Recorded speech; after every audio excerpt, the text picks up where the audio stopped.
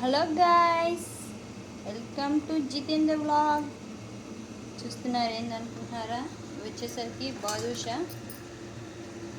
నేను గోధుమ పిండితో తయారు చేశాను. గోధుమ పిండి ఒక కప్పు ఇవ్వండి.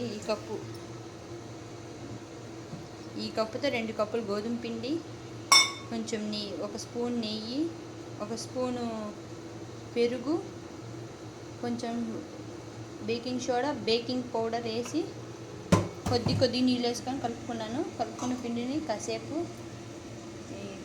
క్లాత్ వేసి పక్కన పెట్టాను. తర్వాత పాకం తీసుకున్నాను ఫ్రెండ్స్. ఇవ్వండి, ఇలా వచ్చింది చూసారా, సాగుతున్నట్టు పాకం.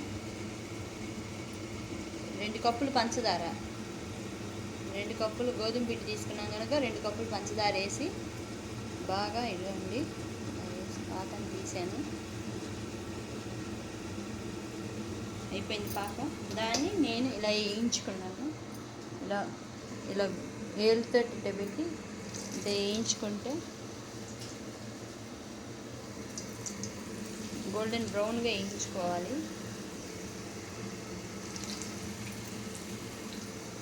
వేయించుకొని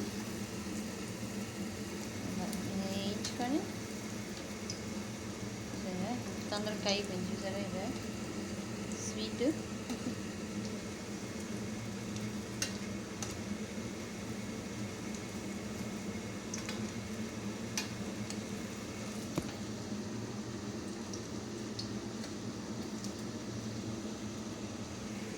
ఇలా ఇంకోవైపు కాల్చుకున్నాను.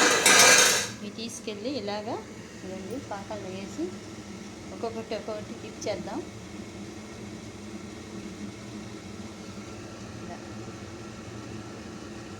ఇలా గ్యాస్తో ఉన్నాం ఒక్కొక్కటి.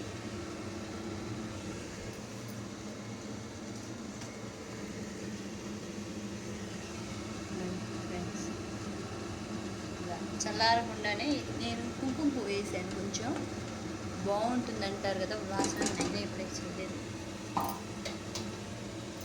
ఇలా డిప్ చేసి పాకంలో వేసి తీసాక ఇలాగా బాదం పప్పుతో లైట్గా గార్నిష్ చేసుకుంటే రెడీ, బాదుషా రెడీ. మీకు నచ్చితే లైక్, షేర్, సబ్స్క్రైబ్. మా జితేంద్ర వ్లాగ్ మరింత ముందు తీసుకెళ్ళండి ప్లీజ్.